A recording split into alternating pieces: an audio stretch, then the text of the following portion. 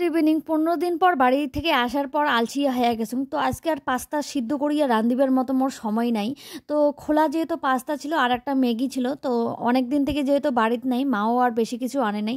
তো বাবা নাকি বলে পাস্তা খাবার চাইছিল। একদিন মোক মা ফোন করিয়া কবাচ্ছে, মানে মোর শাশুড়ি মা ফোন করি কবাচ্ছে পাস্তা কেং করিয়া বানায়। তো মুই হাসতে হাসতে মরে যাবাচ্ছে, পাস্তা কেং করিয়া বানায়। মানে মা কোনোদিনও এই যে সকালে চা বানা, মানে যা যাবতীয় এই যে আলাদা মানে ভাত তরকারির বাইরে যেগুলো রান্না বান্না হয় এগুলো কিন্তু মুইই করং। আর মা কিন্তু মুখে দায়িত্বটা দেয় যে তুই কর, তুই ভালো বানের বাবু, তুই কর। তো আজকে বাড়ি থেকে আসিয়া 15 দিন পর বাড়ি থেকে আসিয়া কি আর করির মন যায়?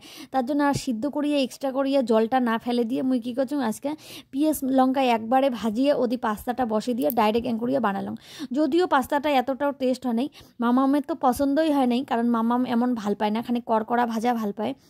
পরে কী করলুম, বাবাকেও করিয়া দিলুম আর মুইও নিয়ে বসি পড়লুম খাওয়ার। তো কার কার পাস্তা খাওয়ার ভাল লাগে অবশ্যই